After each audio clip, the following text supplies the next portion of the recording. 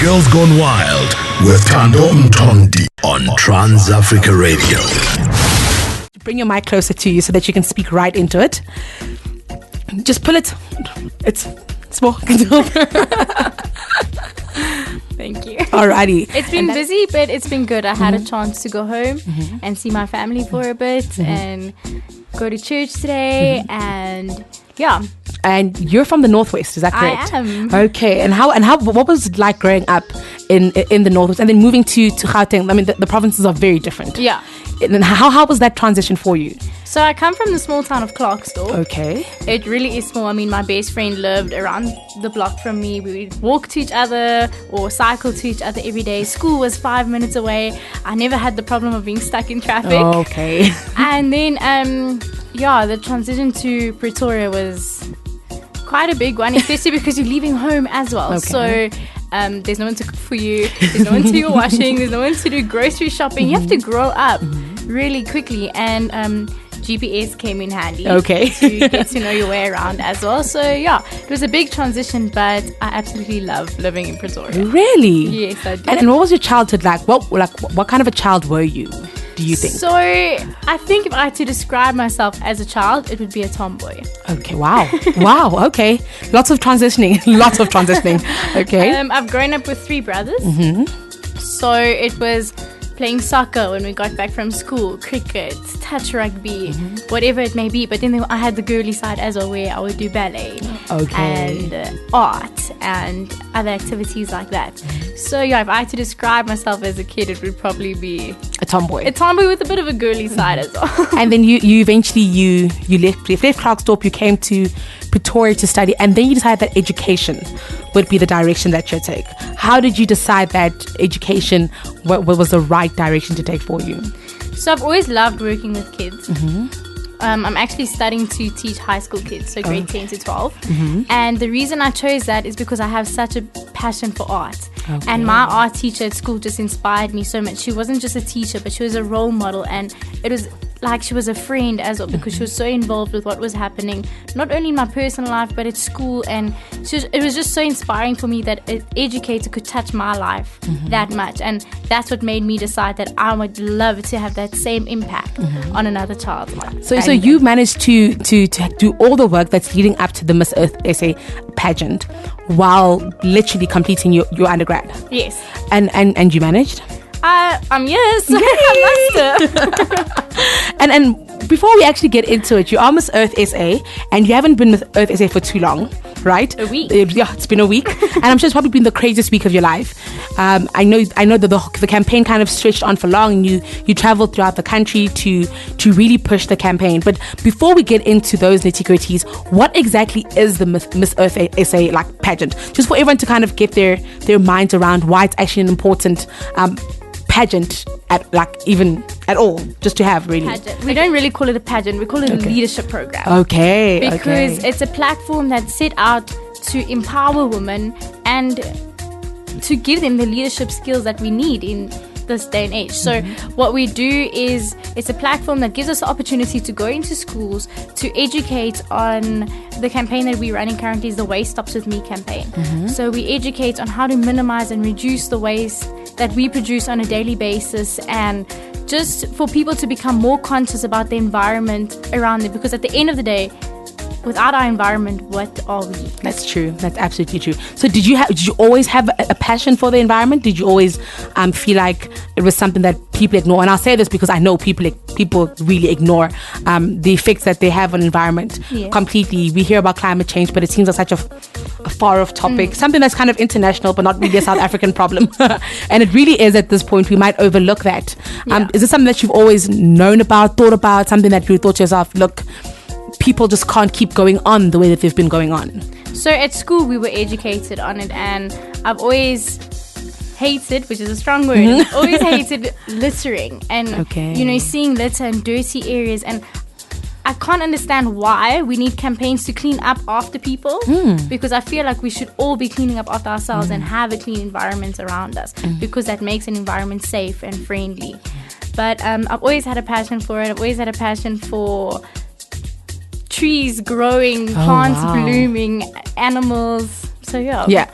So for me, in my head, it really is something that has a lot to do with upbringing and just a certain level of consciousness, you know.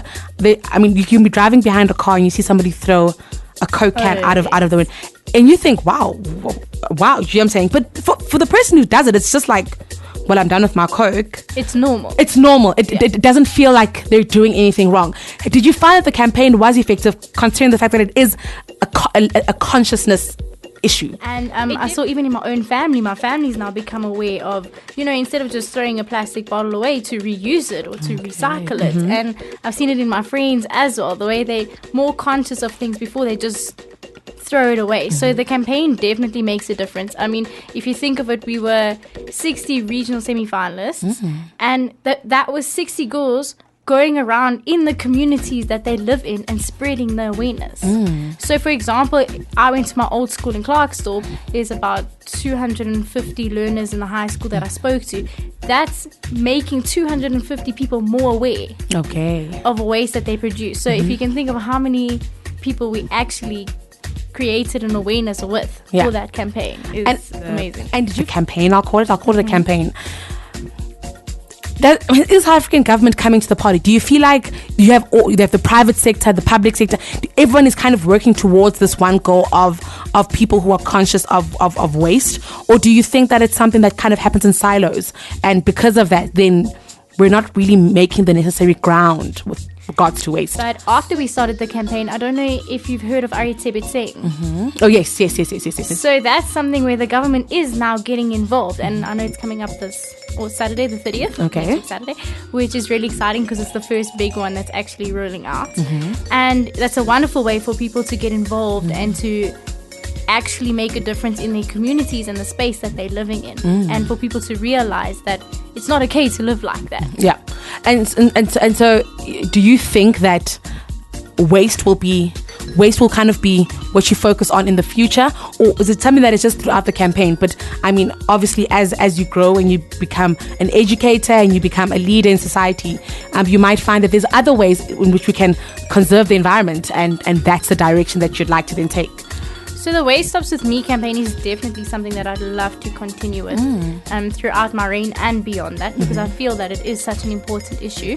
I do also like to incorporate it in my teaching. So for example, I teach English, and when we do comprehensions or readings, I don't think my learners have clicked yet, but subconsciously I make it about waste and about recycling and about issues like that, so that they can learn about it in the classroom as well, which I think is really important, because I'm very passionate about education. So I feel like education is the key to solving all of this. And that's definitely a campaign that I'd love to continue with, and other projects as well, the tree plantings that we've been doing, and just smaller projects. For example, celebrating World Hunger Day, planting vegetable gardens in communities. Let's get that question out of the way. Do they know like who you are, or are you just Miss? I know you're in high school now, so they wouldn't call you Miss. That's a primary school thing. They'd probably call you Ma'am. Is that what they call you? They call me Miss M. Okay. Oh yeah, I can imagine. I'd call you Miss M too. We had to make it a little easier. Yeah. And so they don't know yet, or have you been to school? Did you go to work this week? I went on Tuesday. On Friday I was off because it was the school's 20th birthday. Okay. So I was only there on Thursday, and I was a little sick as well. So because I was coughing in class, they thought I was off the whole week because I was sick. Okay. So will the penny drop? Will you tell them? I'm just trying to figure out how this is all going to work, because is it a co-ed school? It is, yes. Okay, because as soon especially the male students realize who their teacher is, it might get a bit tricky for you.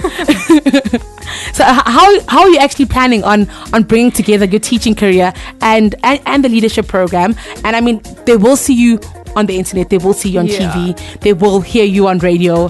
How do you plan on just bringing the two worlds together without kind of losing any one of them? Because I assume they're both important to you. Yeah, they definitely are. I haven't had any student come up to me yet. Oh, it's coming. So in the moment, I'll see how I'm going to handle that when it happens. But my students they will be very supportive. They love interacting with me in class, and they love sharing stories as well. And if they do ask, it's nothing that I'm going to hold back from them, because I'm sure in a newspaper article or through radio, like you said, social media, they will see something. And basically just time management for all of them, for the teaching career, for Miss Earth as well. Time management is important, and I'm actually planning on doing my honors next year. Okay. So I'm still going to be studying while I'm carrying on with this. So I'm just trying to figure out, because I mean, you might have missed the Miss Superwoman pageant somewhere along the line, because I promise you, okay, that sounds like a lot of work. Is that the plan? And I mean, are you worried about how? Are you worried about how everything's going to play out? Are you worried? You might not have to be worried. I'd be worried, but I think the teaching practice part of things this year has been quite demanding, because it's basically like working. I have to be at school from 7 to 2 every day. Luckily, I have a school that's very understanding, and if I do have an event that I need to attend, they let me go. But I have managed to kind of finish everything that is required of me as well. So like I said, planning is important, and I do not know yet how next year is going to play out, but I know that I will find a way to manage everything somehow. Have your friends changed? I mean, your life did change like a week ago, okay? And you might feel like the same person, but you're definitely not. And I mean, I read an article by, I think it was called We Love Blogs. Is that what it's called? Yeah, weblogforlove.com, and there was a full article, and they spoke about you being a dynamic, determined individual. You've just completed your final year in education. So, I mean, they have a whole write-up about you, and this is going to kind of happen quite a lot. How are your friends adjusting? How are the people around you adjusting to you being Miss Earth SA? Yeah, they've been there for me.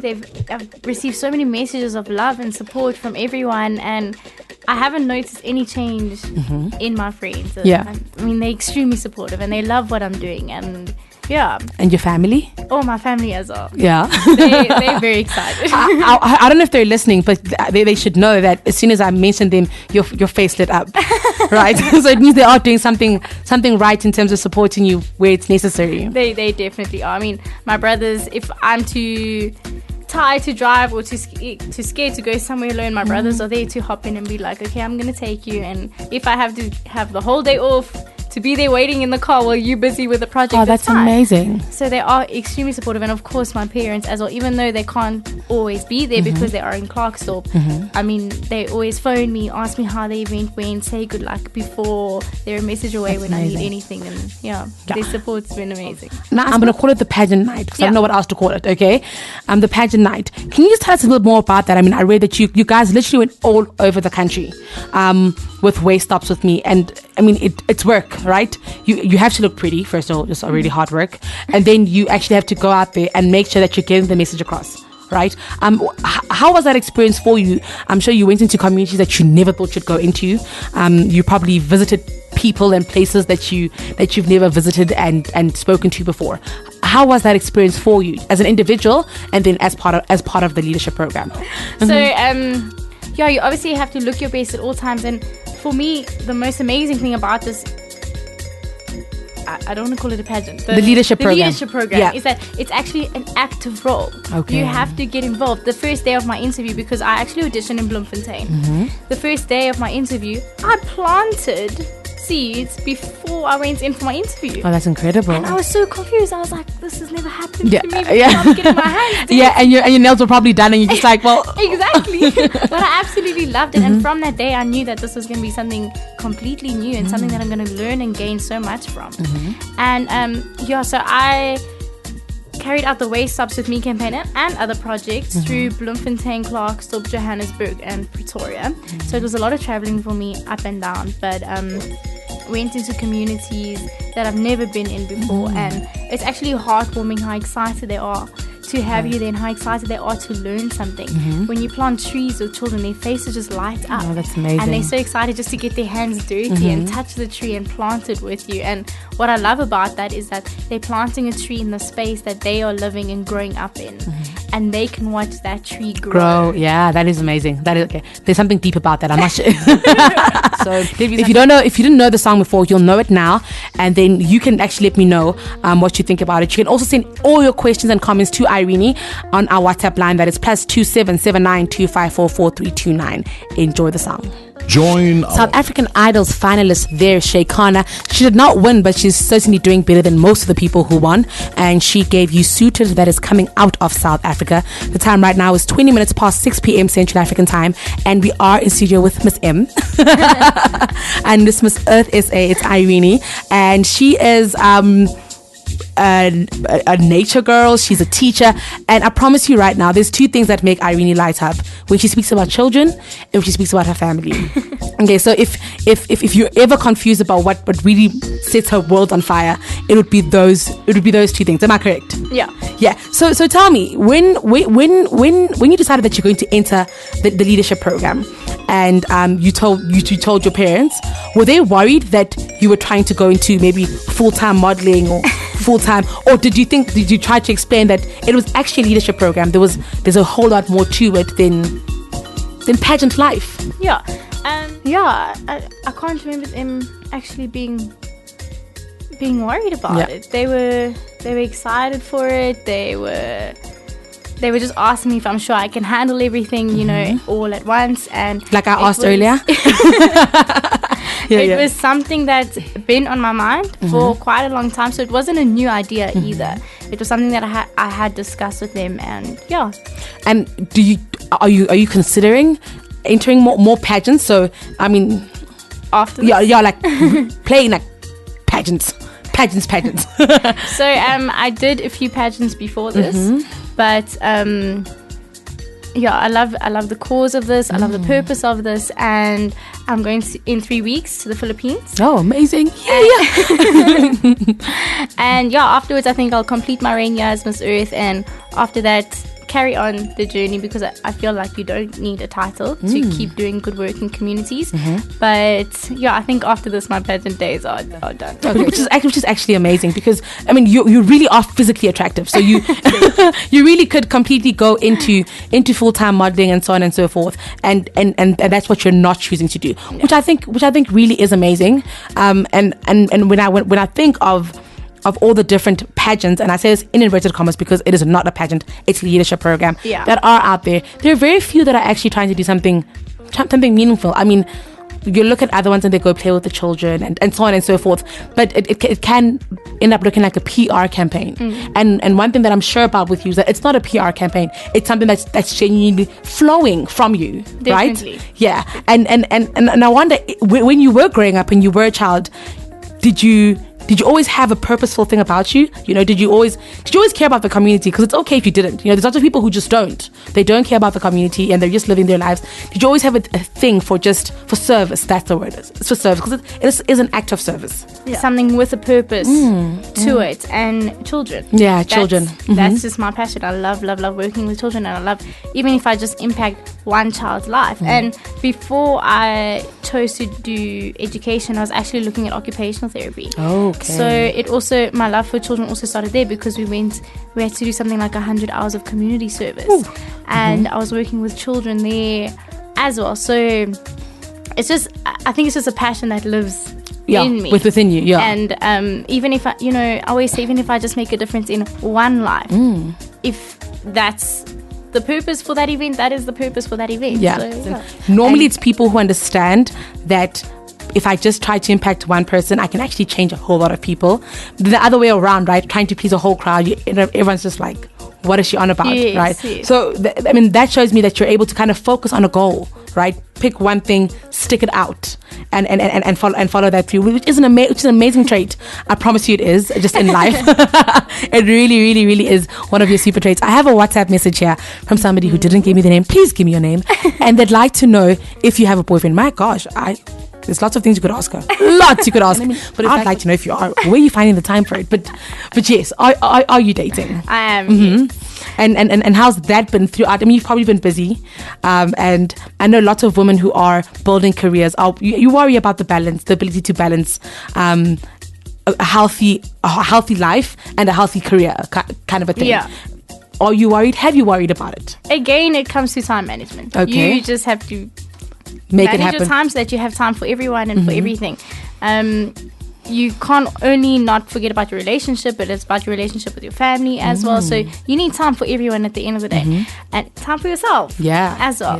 My boyfriend lives in Bloemfontein, so we have been doing long distance.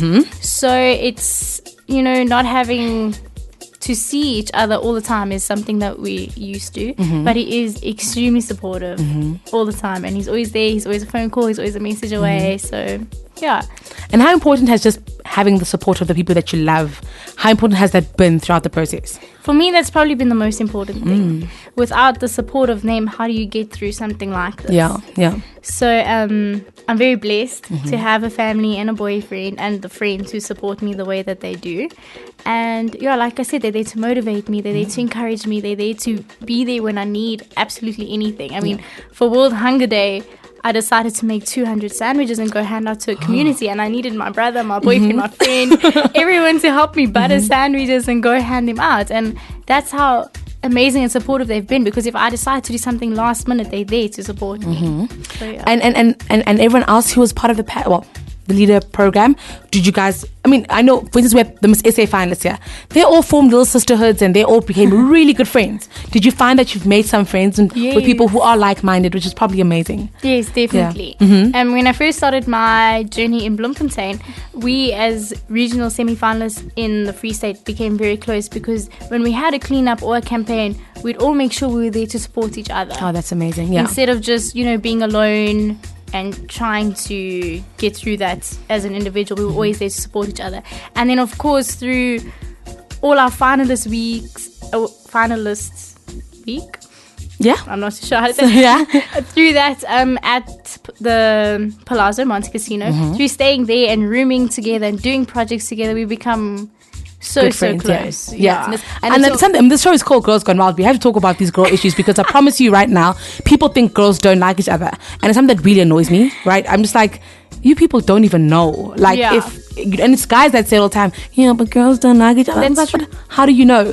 That did not come through at all during this process. Is that correct? We've been so supportive of each other's projects, and the 4 or 5 girls standing next to me on the final night they've been such a blessing, honestly. They've been so happy for me and so supportive of everything. And I know that throughout this journey, they're going to be right beside me, working with me. And all of them are still continuing these amazing projects in their communities. And we all support each other as well. So this is another thing that I love about the leadership program, is that it's not a one-person thing. We all work together, and that way we can make an even bigger difference in the communities as well. Now, how will you know that you've been the best Miss Earth SA person? Like, for yourself as well, hey? So we're not comparing you to the previous Miss Earth SAs, because it's relevant. You're your own person and you have your own goals, and you obviously have something that you'd really like to achieve during your reign. How will you know when you're alone and you're spending Irini time, how will you know that you really gave this your absolute best and you did all that you can? That feeling that you have, that I've done my best, is the most important thing. I think it's important not to compare yourself 100%. to anyone else or to any of the previous winners, but to just be, I'd like to just be the best Miss Earth South Africa that I can be. And I will grab every opportunity that comes my way and do everything that I can to make that possible and to make it a reality. And what do you want to make sure that you definitely do by the end of the whole process?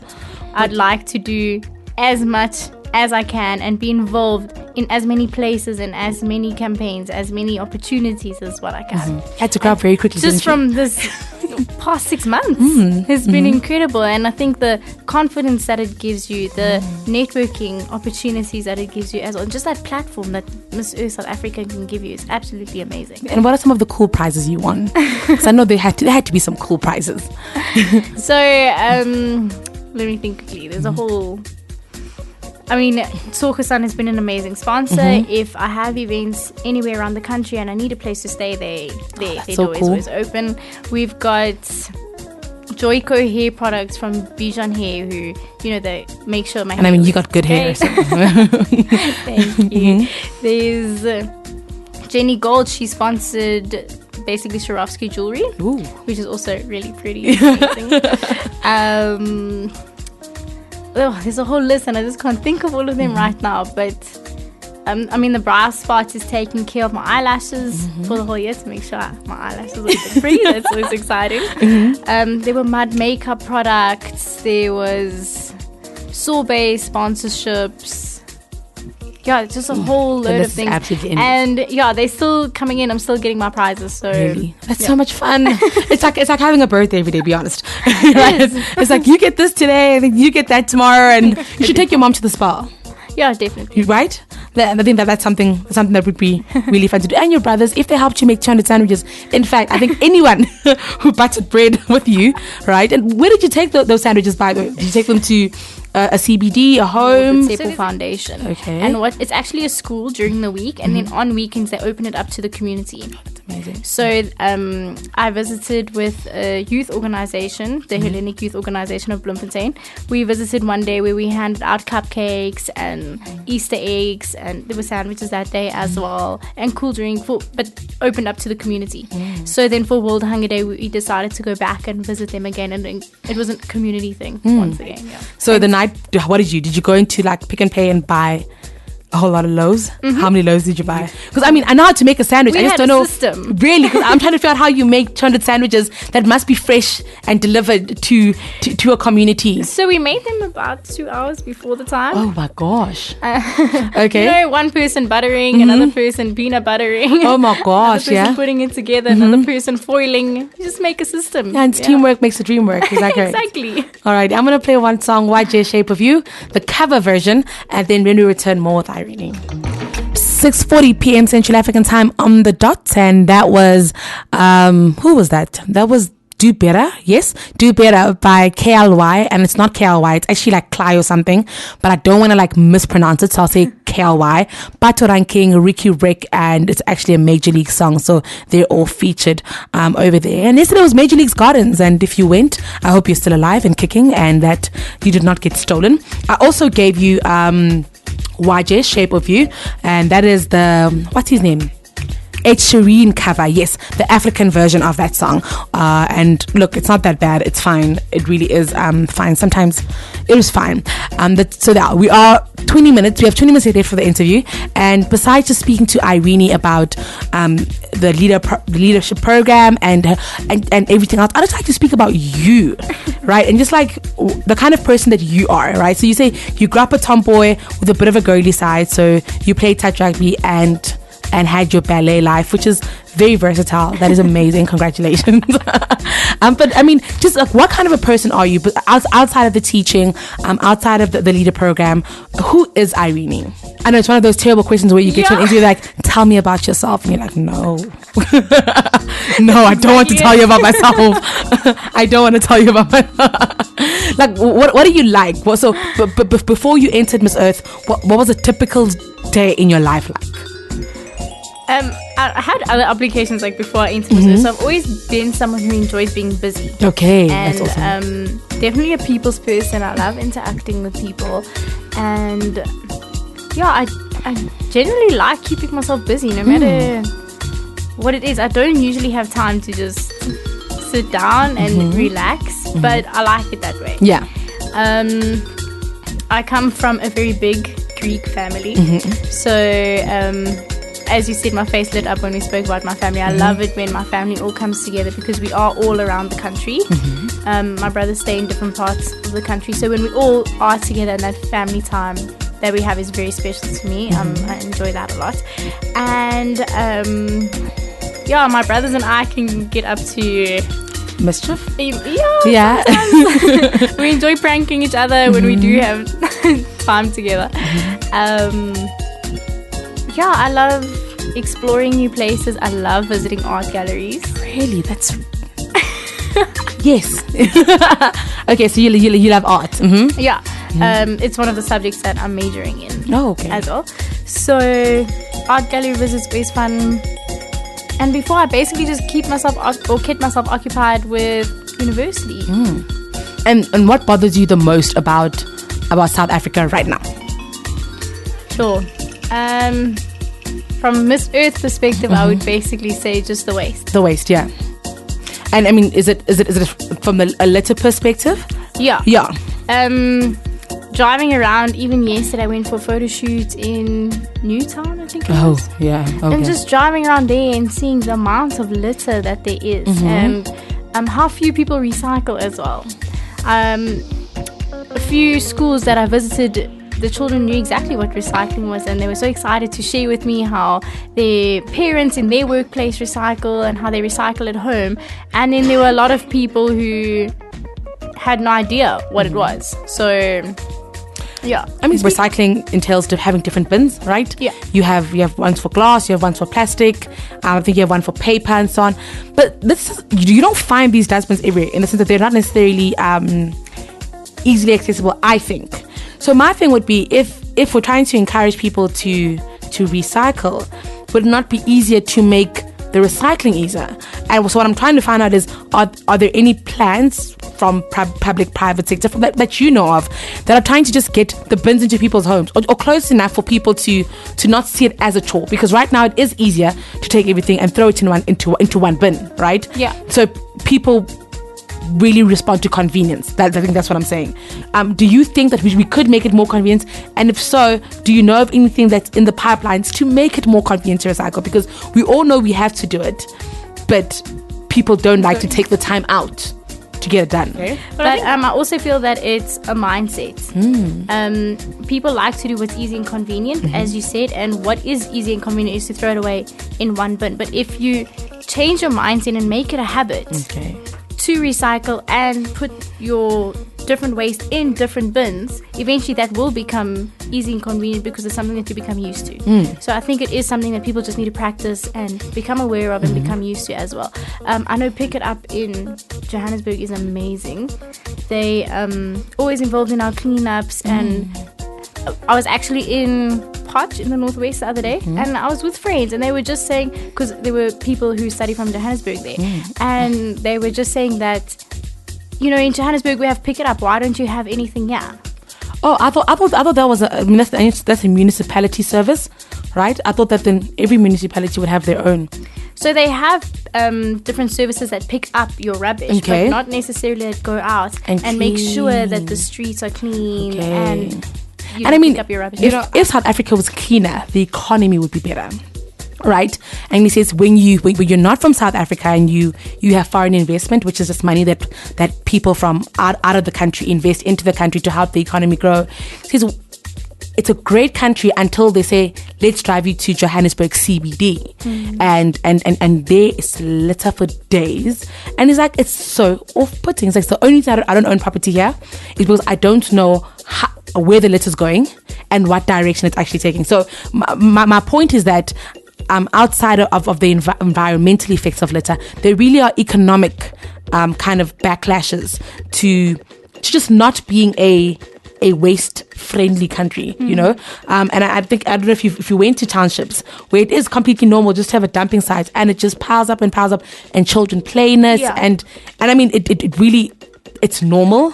And it probably shouldn't be. And I can imagine you seeing a child playing in waste. You must feel like you're going to have a stroke, right? To make people more aware, like, of the waste that they produce and the fact that they need to clean up in their communities and be responsible for the environment. Yeah. I think that's something that can definitely spread throughout the entire country and lead us into being a clean country. I think if people knew that look, if you just collect all your plastic bottles and you take them to these depots, you can, and your cans, you can actually get a few rands from it. And I know there's lots of people, well, I don't know if you've seen them, they kind of pull these huge trolleys and we get very upset, especially if you're driving, because they take up a lane. You really, really, really shouldn't. But besides the fact that that's their livelihood, what they are doing for the environment is a pretty big deal. It is. And we might be a little bit more patient with them if we knew that what they are doing is essentially just looking after us all, right? And what I'd like to know also is, did the climate change conversation even come up with the waste management one? Because I know that there's a strong link between waste and climate change, which is very strange. I don't really always get it, but I know there is a relationship. Is there a bigger? I know these sustainable development goals with climate change and so on and so forth. Is there a link with it, with the waste and all of that? Gases and things that we produce by getting rid of so much waste, it does affect our climate and the ozone layer and the big scheme of things. Yeah. So I definitely think there is a link, but when I go to school, I do like to focus on the basics and try just get learners to understand how bad producing waste is. And I remember you were speaking about people who can make money from recycling waste, and I remember being at one of the schools and one learner asked me, but why is it important to recycle? And after my entire talk, I was like, other than the fact that it's harming our environment, you can make money out of it. And his whole face just lit because up. of course, people love an opportunity, right? On young people being able to create waste management solutions that are sustainable, that are eco-friendly, that can... And I mean, the people will pump lots of money into it. So I guess the point there is the fact that it's so important. People are willing, big corporates are willing to give money to people to actually just get the country cleaned up, right? So we are going to kind of end the interview in about 10 minutes or so, but I'm going to play one song, and then when we return, we're going to wrap it up with Irini. Well, now that my system has kept quiet, I don't know what's going on now. Okay, there you go. Coming out of Nigeria, DJ Spinal featuring Wizkid with a song called Opuchu, whatever that means. The time right now is 6:58 p.m. Central African time, and we are wrapping up the interview with Irini. And off air, Irini told us an amazing story about her brothers. And the gullible one, I don't know his name, but for me he is the gullible one, and the come down with me story. And so I figured that with our last link with Irini, would give her a chance to actually send her family a wonderful message of love, because she told us this whole story and we were all laughing in studio because we can't believe he genuinely thought that Come Down With Me was coming to Bloom. But that's okay. That's okay. So Irini, before we wrap up, any final words, especially for your family? Just a message of love, of gratitude. I'm sure gratitude is probably up on your list. Sorry, Tino, I just had to tell them that story. To my brothers, my parents, my boyfriend, my friends, thank you all for being there for me. Thank you for supporting me through this entire journey, for giving me the support that I need as well, for motivating me, for loving me through it all, and for always being the people who are there to make me laugh when I need it. And just know that I appreciate you guys and I love you all so much. Alrighty, and finally, to the country that made you, Miss Earth, and the country that you'll serve for the next year. Anything that you'd like them to specifically know from the campaign, or just from Irini, Miss M, the educator. Absolutely anything. Also, a shout out to my Miss Earth family, who's there to guide and support me through this entire journey, and to everyone in the country and around Africa. There are different ways that you can get involved. We have Aretebeteng coming up that everyone can get involved in. We have a campaign that's Meat Free Monday, so no eating meat on Monday. Ooh, that's a lot. For everyone who doesn't know, straws are really bad for the environment, so try to stick away from straws. Try recycling within your households on an everyday basis, and just be more conscious of the environment. And I look forward to meeting a lot more people, to working with a lot more people, and to being involved in as many communities as what I can. Alrighty, and that is how we wrap up the interview with Irini. The podcast will be up on our social media pages. We'll share that with her and her team, and we'll also share it on all our social media platforms, so look out for that. The time right now is 7 p.m. Central African time. It is the third and final hour of Girls Gone Wild with myself, Thando Mthonti, and we started off with Bryanston Drive, that is AKA featuring Anati. This is TransAfrica Radio.